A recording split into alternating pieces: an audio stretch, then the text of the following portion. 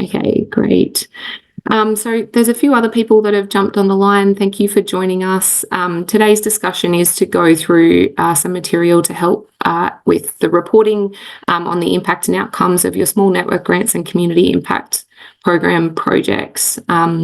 We've got about 50 minutes together, and we'll use this to go through some of the material that we've emailed through before, but also as a chance for you to ask some questions of the group and of us, and to test maybe some ideas for what you've got on how to measure progress and report on the impact of your projects.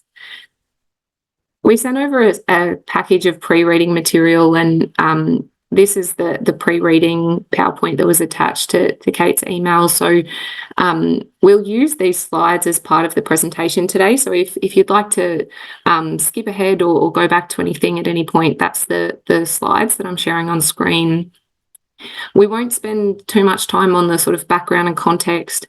I think some of you might have been in different versions of this working session already, so I think we can skip to the bits that are probably a bit more practical for everyone now, and focus the discussion on the final reporting and impact reporting.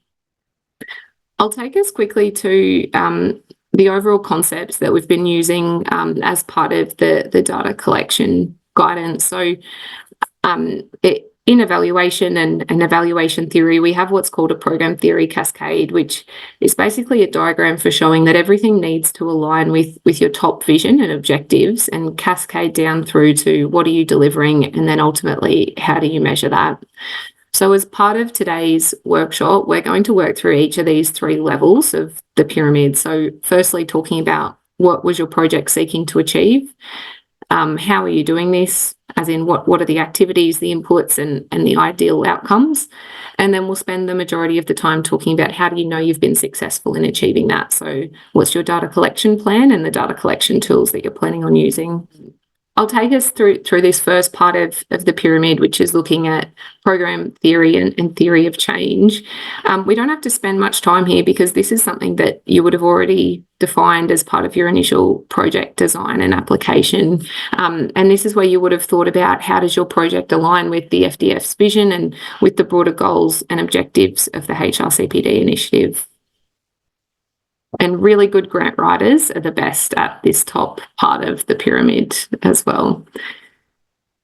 This slide's got a lot of content on it, but the main things to show you is that the way that we break down this top part of the pyramid is by defining what we call a theory of change. And that's where you express what is the problem that you're wanting to solve, what's the context in which that problem exists, and then what's the change that you want to see occur. On the right-hand side, we had a go at writing a version of this for the HRCPD initiative. So we know that the problem is that communities need strong social resilience to prepare for and respond to drought, that regions have, in the context of regions having different levels of resilience and different levels of adaptive capacity. And the change that we want to see is increased community resilience through stronger social connections, networks, and local leadership. So that's an example of how we flow through from what's the higher level problem through to what needs to happen. If we move to the next part of the quadrant, this is looking at program logic, and a lot of you will probably be familiar with program logic, and Mary plans is sometimes what these are called as well. Anyone who's been in the grant writing business is probably all across these. And this is where you start to break down how you will achieve something. So this is an example program logic that has been developed for the Helping Regional Communities Prepare for Drought initiative. So the overall initiative within which the Small Network Grants and Community Impact Program sit within. The key things to see here is that the program logic contains 6 sections, and each of these is meant to tell a logical argument between what's the objective you're hoping to achieve through to what's the impact that your project will have. Ideally, we work through each of these columns one at a time, starting with what's the overall need and sort of policy that we want to address, what will we invest in responding to that, what will we actually do, so what are the activities and actions that we take, the outputs looks at what will we produce, and then finally outcomes and impact, which is the focus of today's session, and our conversation is around who will do what differently. So beyond just things you can count, but what's the behaviour change and the impact that your projects have had? And finally, a broader impact, what's the long-term changes? And that's where we get into thinking, linking back with the FDF, the Future Drought Fund, sorry, when I'm saying FDF, long-term outcomes. I might just pause for a moment and just ask the group, what's your prior experience with program logics or Merry plans? Are people familiar with these concepts, or is this largely new? Yeah, Hayley, jump in. I have a lovely person in BCCA who does all this, but she explains it to me as she goes. So yes, I've seen it, but she's the one that does it, which is awesome. Okay, great. And so far, have I got it right by her?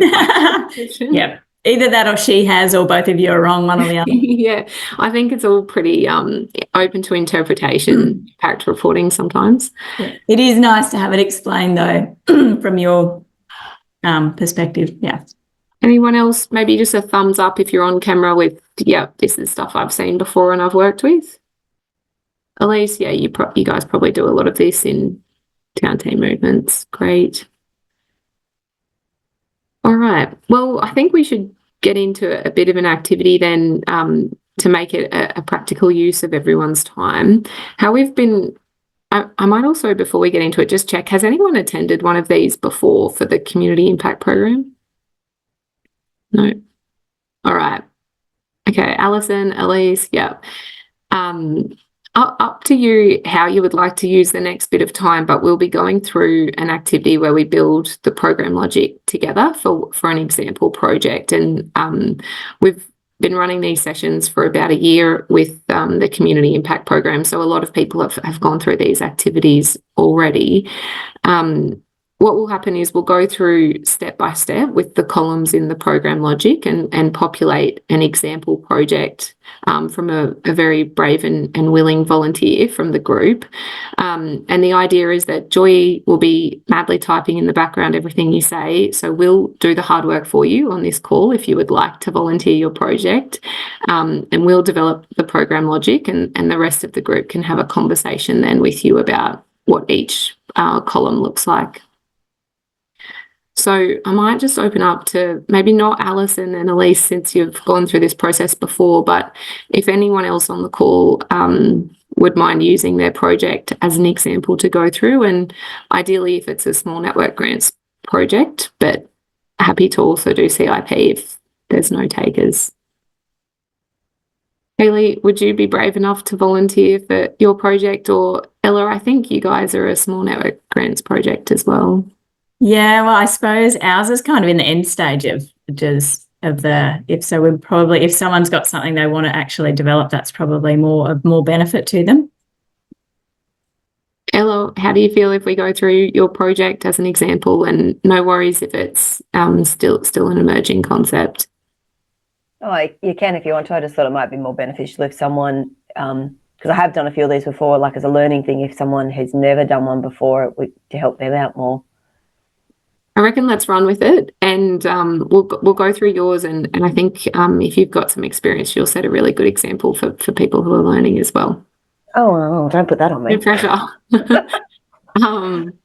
All right. I think if others would like to play at home, there's the editable version of the slides, of this slide that's on screen attached to the email that Kate sent. So if you would like to open this up and start to populate it for your project at home, feel free and we'll go through that activity.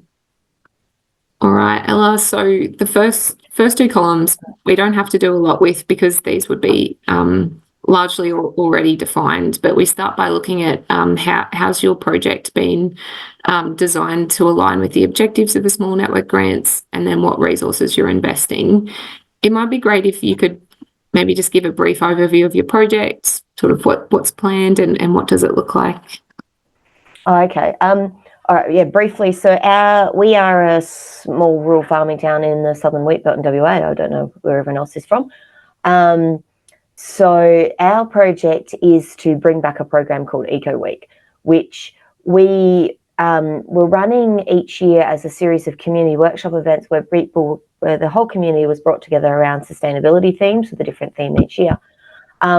And COVID killed that event. It didn't make it out the other side of COVID, as has happened to so many things. And so as a town, we really lost that sort of that small, in a festival kind of way, but like we have the Katanning Agricultural Show, that's 2 days. But Eco Week, the idea was it was a series of workshops aimed over a number of weeks. So the word Eco Week was slightly misleading. It sort of became Eco Month. So people could engage in their own time and space. People could engage in multiple ways, and it wasn't just a one-off. So the project, this one, was to bring back the Eco Week format. The linking with that is, of course, since COVID, I mean, obviously all our towns have taken hits going through COVID. We're coming off the back of a really dry season. We actually finally have got some rain, which is great. And so it was a really great opportunity to look at actually that theme of drought preparedness. We've recently done a Future Drought Fund project through the Future Drought Fund. We talked to a lot of the community about what their needs were in preparing for drought. So we were doing that last year. And so it just tied beautifully together to bring Eco Week and that sense of community connectiveness and about all that community together, and to use that as a really pressing theme to focus Eco Week into. So that's what our project is. Sorry, that was a very long description. Sorry, Ella, I just took a bit to get off mute then, but thank you for that. I think it sounds like you've given us some good insight into the need that it's addressing. So trying to connect people after COVID and bring back a sort of social activity for people focused around sustainability still and to that broader agricultural community. Ella, can you tell us a bit about the resources that are going into the project quickly? So the funding that's attached, sort of are you providing any staff or any in-kind resources as well? Yeah, okay. So this is the sort of things I'm really excited about this project is because it's got a lot of players in it and there's a lot of people coming together to make it happen, which is the whole idea of bringing community together. So obviously we've got the funding through this program here, through FRRR. That's our big one. Katanning Landcare are providing the coordination staff to bring it all together. But all the different workshops are being delivered by a range of different organisations. So let me pull out my list. So we've got our local Friends of group going to be doing a couple of activities, and they have a kids program as well, so they can do some kids activities and adult activities. We've got Active Farmers coming on there. They work with mental health and physical health of farming people and farming communities, so they're going to come through and run some activities. Our local Shire, our local branch of the Red Cross is going to help with a couple of activities as well. We're just still working on with the Water Corporation and actually having a look at getting people to understand what our town's water supplies are, where the strengths and weaknesses in that are. A local Aboriginal group are going to have a look at some of their cultural and bush tours and engage people through some of that, because I mean obviously Aboriginal people have lived with the floods and droughts of Australia for a very long time. So all those are going to come together to be all those different workshop deliverers in this greater program that we are going to sort of sit above and deliver. Yeah, awesome, Ella. And what about physical resources? Like, is someone providing meeting rooms? Yep. So yeah, all of the above. So some of these organisations are using their own facilities and meeting rooms. Some we're providing. Some the Ag Department's providing. Because these are obviously going to be located in different places around the community over that course. So we've got some being provided through the funding, some being donated. Yeah, great. That sounds like a really impactful project, and what a great example of bringing lots of people together. So thank you for walking through that. If I take us to the next section in the logic, we now move to what are the activities that you're delivering, and you started to allude to some of this in terms of the sort of workshops and the sessions, but can you tell us a little bit more about what will actually happen in the project?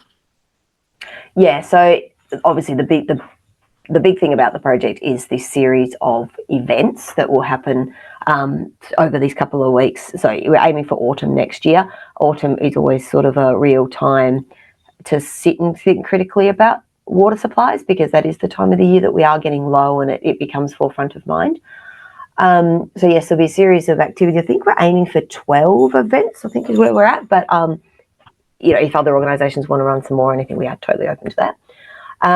So the big thing will be those events. And the beauty of this and the importance of this is not just, there's an event over there and there's an event over there and there's an event over there, but it's in them bringing it together in that collective overview. Why are we all here? Why are we doing all these events? What are the big issues? What are we drawing out from the people that are coming that we as a community need to do better at in the future to prepare? What are the things we're actually pretty good at already? And so Katanning Landcare is going to take that sort of coordinating role in pulling that together. So, yeah, it's a series of events with a collectiveness about it that should feed into future initiatives. Yeah, great. And that takes us nicely into the outputs column, which is sort of, we tried to categorise what will be produced as part of the projects, and there was 5 different types of outputs that the small network grants are funding, and it looks like fits nicely in I think we're 4 or 5 of those. Yeah. Yeah. It's fine to have multiple too for one project. Great. Is everyone who's building this at home following along and this makes sense? It's pretty straightforward so far. It's the easy part of the process. All right. Alana, I know this is maybe a little bit new, so feel free to ask questions as we go through as well, or if things aren't clear. All right. If we move to the last column, this is the last 2 columns, sorry. This is where we start to get into who will do what differently and sort of what's the behaviour change as a result of those activities or things that we produce. The evaluation team, so myself and some colleagues have worked with FRRR and ARLF to define 7 immediate outcomes that would result from the projects that are delivered through small network grants and CIP. Noting that things like social and community resilience also take a long time to be realised and to be measured. We've tried to distill what are the 7 immediate behaviour change that you could observe from participants in your projects and activities. The idea is that in your final grant acquittal, there'll be an additional, your acquittal reporting form, that is, there'll be an additional report where you can start to report against you'll select up to 2 primary of these 7 outcomes. So you'll be invited to rate the extent to which you've achieved 2 of these 7 outcomes and then provide evidence and data demonstrating the achievement of those. I'll just pause there because that's a bit on reporting, but does that align with everyone's understanding of the final reporting and bringing together the outcome reporting in your final reports? And the idea behind this is to move from just reporting on, to Ella's point, we delivered 12 workshops to 100 people, but to really capture and what happened because of those workshops and what was the impact of those events and activities. Great. Also, Kate and Jess from FRRR, it's hard for me to see the chat and the slides and everything. So if there's questions in the chat, please interrupt me and we can address those. So Ella, if we were looking at this list of 7 outcomes, and if you were thinking about the 2 primary outcomes that are most directly impacted by your series of events, and we recommend 2 because that is a balance between the 2 that would most be strongly aligned to your project, but also even if you achieve all 7, it's difficult to capture and report data on all 7. So trying to balance what is a realistic amount that you could report on and then what's the direct contribution your project will have. So the question is, which of these 2? Yeah. Easy number 1. And I've been tossing up with a few of them as to which would be the second one. But I think I'm going to go for number 3 because like our previous work with the Future Grant Fund and stuff was very farmer focused. But this program here, we're really looking at farmers, townies, seniors, kids. We're picking up a much greater diversity in a very multicultural town as well. So I think the more people engaged in those drought conversations, I'm going to go number 3 as our second one. But like you said, it does fit quite a few. Yeah, that's great. Thank you, Ella. What about others on the call? Which of these 7 would you pick for your projects? So it's Liz, Thorpe, Fallon and Bollen. We picked 1 for both towns and 7 and 6 as the others. Yeah, great, Liz. Liz, I didn't say it in my intro, but I'm a Allora local, so I'm not too far from you today, in southeast Queensland. Anyone else on the call who has an idea of which of the 7? Elise, what did you guys choose for Town Team Movements projects? I found it really hard to pick because we kind of fit all of them, which a lot of people probably do with their projects, have that. But we went with definitely 7, which was the community-based networks. And then I think it was 5, which was place-based practices. Yeah, great. Did anyone have a primary outcome that they were intending to achieve that isn't listed on these 7? I think it's Liz from Fallon. I guess our primary outcome was to validate for our 2 communities which don't have any paid employees in the community working for the community. We wanted to validate the need and the milestones for this project to try and get to a neighbourhood status, to have a community neighbourhood centre. Yeah, so maybe that sense of, is that speaking to outcomes like an improved pride of place or sense of belonging and those sort of experiences, Liz? Well, I think so. It's probably speaks to 5, which we haven't, to build up the community place-based so that people actually have a central place to go to in the community to give them more strength. And a contact point for outsiders to actually have a contact person to go to in that organisation. Yeah, thank you, Liz. Alison, what about yourself? Any comments from your project? And you guys might be a bit further along as well in thinking about this. We had, I'll turn my camera off too because I was looking at something else. Oops. We had 1 and then 5 because we're very, the seasons concept is very fixed to various traditions. The region that we cover has quite a variety of different ecosystems and habitats, so, and lots of different kinds of plant communities. And also it was really hard to choose. Relate to those people who said they wanted all of them, and 6 was the other one. Yeah, great. Thank you, Alison. I think, Alison, you just need to mute after there might be a bit of feedback. Thank you.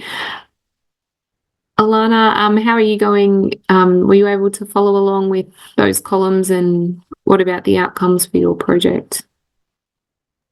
Sorry, yes, I'm following along. I just put it in the chat, but I'm actually picking up this project from a former employee who, initially put in the grant application, everything. So I am only just starting to get across it all and understand what's going on, which is an interesting journey. But looking at the project and the key objectives they've written down, I feel like they are trying to capture all of those things. But there's a strong focus on, I believe, improving communication, social connection. So number 1, and also number 3, like a greater diversity of community members and organisations, because we'll be working with many mobs and Indigenous communities. So yeah, I feel like there's a few different things there that we're trying to capture, especially the number 4, increasing knowledge and awareness around strategies, etc. But yes, I am following. So thanks for asking. No, that's great. And nothing worse than when you get handballed a bit of a Hail Mary with someone else's project. So I hope you've got all the information you need, and I'm sure Kate or Jess could share any of the things you need for the project and the history of it. I might keep us moving through to the next few slides, which is where we'll get to talk about. So if you chose those 1 or 2 outcomes, how do you actually collect data against those? We don't need to go through this activity, but more to say that hopefully your program logic starts to look a little bit like this now. And Ella will be able to email you a version that we've populated in the background, so you don't have to do the work. So thank you for speaking up and going through your project. The last thing that we wanted to go through today is around this bottom part of the pyramid. So starting to think about how do you know you've been successful in achieving those objectives, and what's the data that you need to collect. There are sort of 5 main ways that we've thought that these projects will be thinking about collecting data, and some of these might be familiar with you, and some of these data collection tools might be a bit new. But generally we would understand that people would be looking to collect surveys from either participant registrations, do interviews with participants either during the event or immediately following, observations or people's sort of anecdotal comments of experiences, focus groups, which is where you bring several people together to ask some concentrated questions, or case studies, which would be a deep dive into a sort of closed group's experience, or maybe just one person's experience where you follow them through a journey of activities. Ella, I might throw to you first, and then we'll go to the rest of the group on if you have any ideas of which of these 5 data collection tools would be most appropriate for your work, for your events, and how you're thinking about running those. Yeah, so we probably number 1 and 3 are probably our stronger ones that we would use. So we like to, at the end of each event, obviously have a bit of a participant feedback survey for each individual event. But obviously, because we're doing this collective and this collective messaging that's going to be going out, even if you don't turn up to a single event, this messaging is going to be going out around town around this as well. So we want to tap into that as well. So I'm not sure if that might be, I'm not actually sure exactly how we're going to structure that yet, because I think it might be a little bit driven by what sort of engagement we get and where our gaps are, and we'll pick up there. That's a really interesting point, thinking about capturing those broader outcomes from your project, and not those direct from people attending, but the broader community outcomes.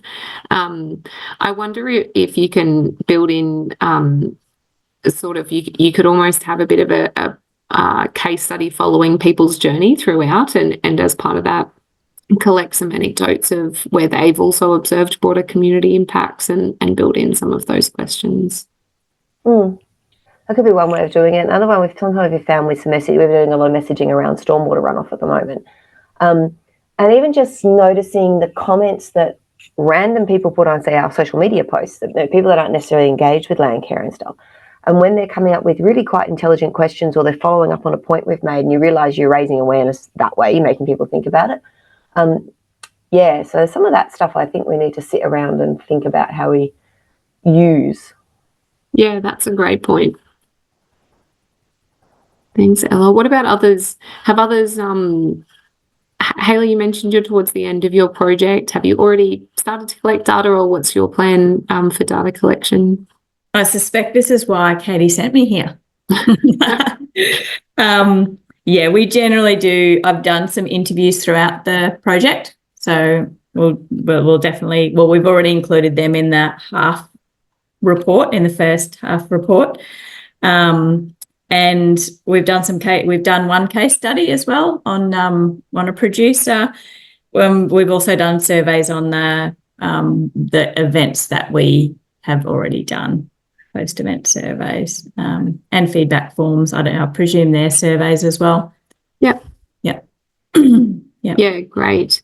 And Hayley, I hope we don't cause too much rework, but the idea with these workshops, had we got to you maybe a few months earlier, is that we have tried to draft the questions that you might ask in a survey or in your feedback form or in your interviews, so that you've got the exact questions that you would need to ask that align to the outcomes that you'll report against. So hopefully it's not too much retrofitting with the questions that you were able to ask in your interviews already.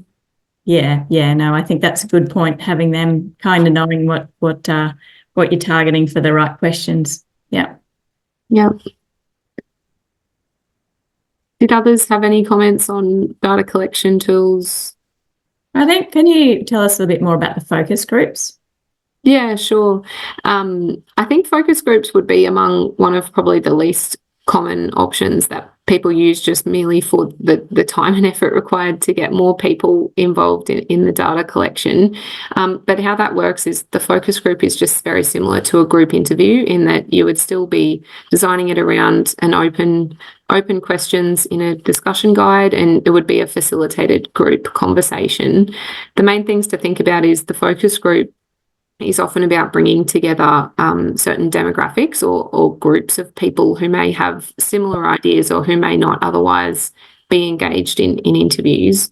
What's not listed on here, but another form of a focus group would be doing things such as a yarning circle as a more culturally appropriate data collection method as well for working with Aboriginal communities. But also thinking about young people or children are more likely to engage in those focus group type data collection activities.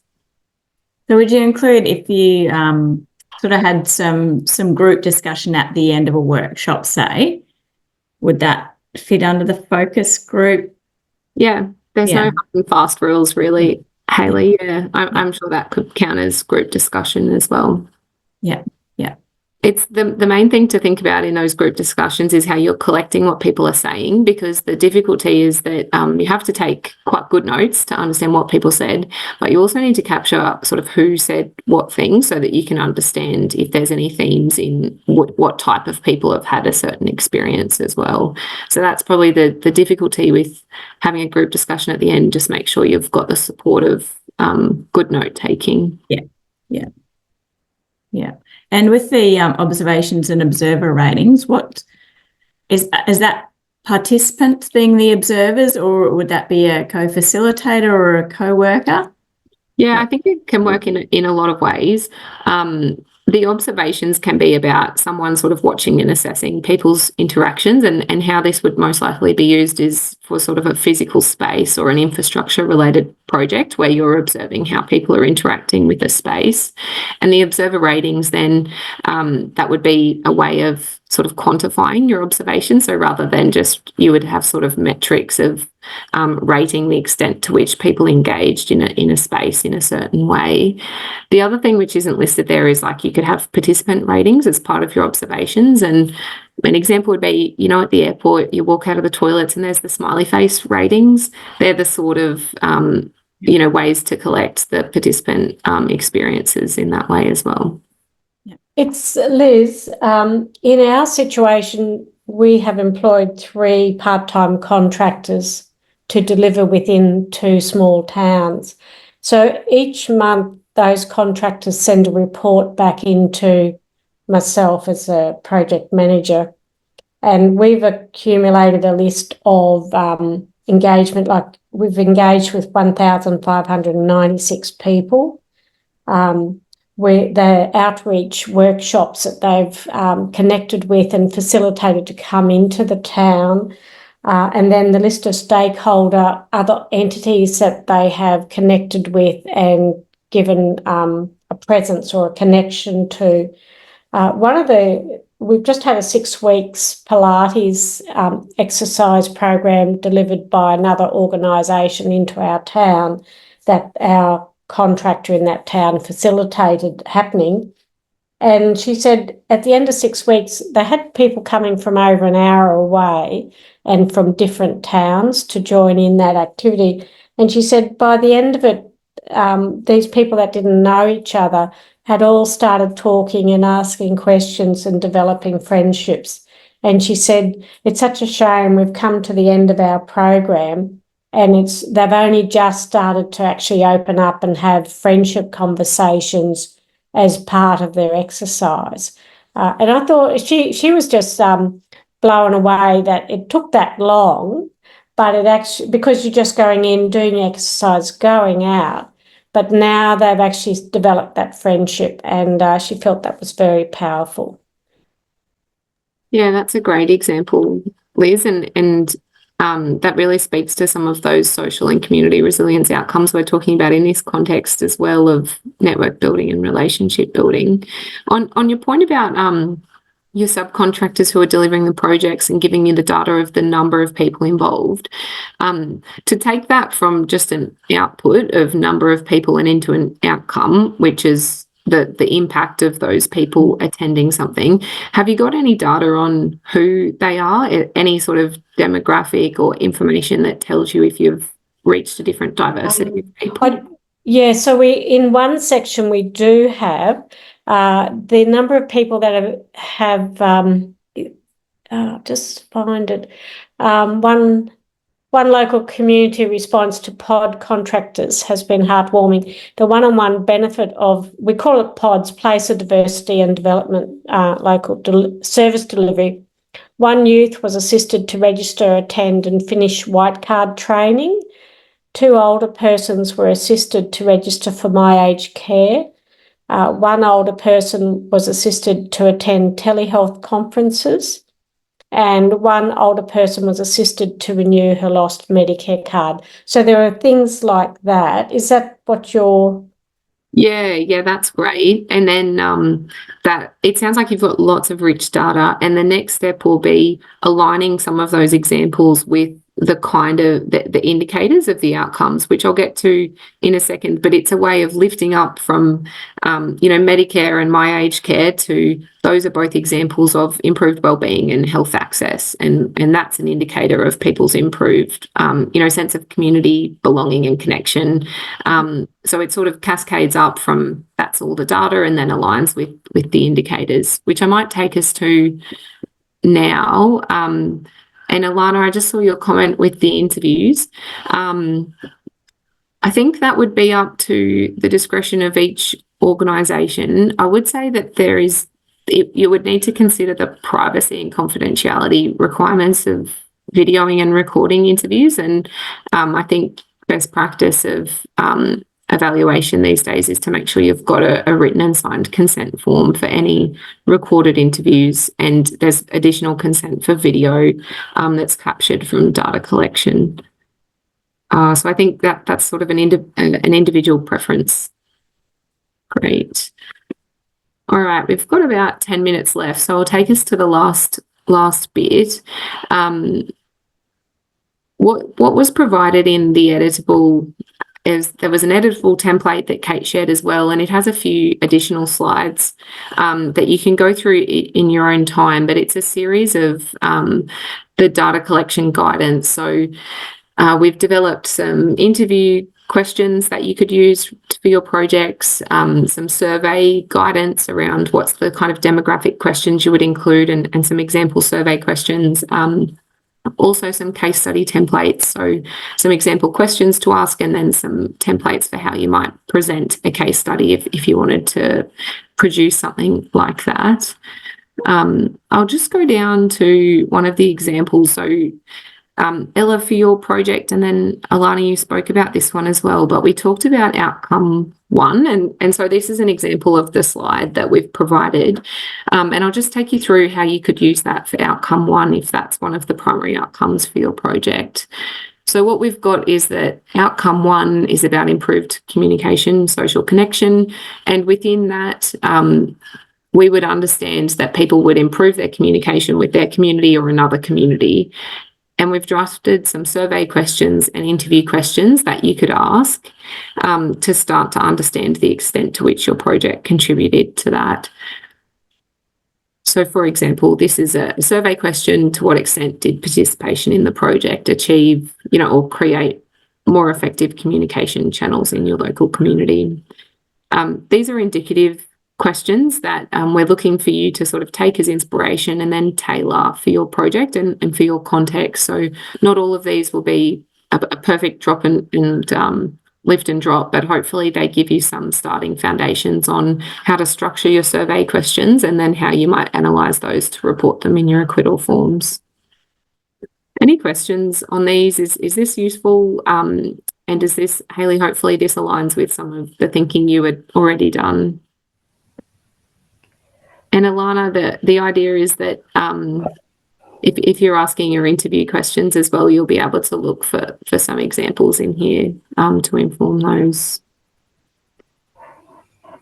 I just have a question with, sorry, I'll put the video back on here. We need to submit these at certain stages using these templates? Are these more just for us in the background to help us frame our thinking? Do you want them sent in at stages at the end? What's the what do you need done with these, I suppose, from just a very almost transactional school teacher kind of question? Yeah, you're fine. Well, this is to give you all the information you need to make your job as easy as we can, and so you don't have to think things from scratch. But Kate will probably jump in and say, you don't have to do everything in the way that we've gone through in this PowerPoint pack, and you don't have to create a case study on a PowerPoint slide like we have. Kate, I don't know if you want to go in with the reporting requirements. Yeah, I mean, look, all your final reports are available in your Grants Gateway account at the moment, so you can always go in and see what questions you'll be asked. The outcomes question is it's a link that takes you to a Microsoft form, and then you choose the outcome, and a set of questions will pop up based on what outcome you've chosen. So at any time, we've also PDF'd all that, so you can just quickly glance through it to get an indication of what you'll be answering.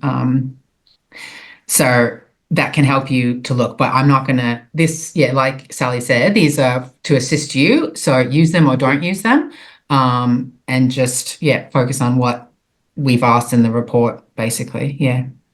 And at absolute bare minimum, which I'm glad this is recording, so I'm like, this isn't what we would recommend, but at absolute bare minimum, you could just rate on a like art scale the extent to which you achieved something, and that's it. That could be your acquittal form. But we would encourage you to attempt to collect dive a bit deeper. Yeah, and for your own organisations as well, it actually helps with future grant applications to have data and a defensible impact story about what you use the funding for. Oh, right. Thanks. No, good question, Ella. Thank you. And I come from a family of teachers, so familiar with the get to the point. What's the process? Any other questions from the group? Otherwise, I'll wrap us up. Okay, great. The last slide from us is that we're about halfway through the evaluation, so we've just conducted a bit of a process to write a halfway report on what we've learned so far from the design and delivery of each of the Helping Regional Communities Prepare for Drought initiative elements. So that'll be publicly available in the coming weeks, I'd say, Kate. So it'll be exciting for everyone who, so Elise and a few others who we actually got the chance to go and speak with and hear your stories. You'll be able to see those reports and see how others are benefiting from the investments. Otherwise, we'll start a sort of second stage of evaluation reporting from next year. So that'll be looking at the final reporting, and these final acquittal reports for each of your projects are really important to inform the overall impact of the funding. So we're trying to tell the best story of what was the change on the ground and what was the impact for regional communities, and your project reports and your impact data in your project reports is a really important part of that story.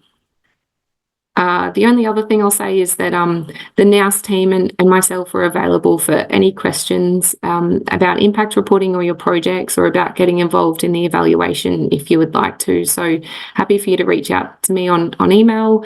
And otherwise, Brooke Williams from FRRR we work closely with on the evaluation. So she's the other person who you can get in contact with. Otherwise, Kate and Jess, I think this is it from me. So thank you everyone for your participation, and Ella, thanks for being such a great sport and letting us use your project. Really appreciate that. Thanks, Sally. Does anyone have any questions while we still have Sally here with us? All right. Well, thank you so much. All good. Thank you, everyone. Lovely to meet you all.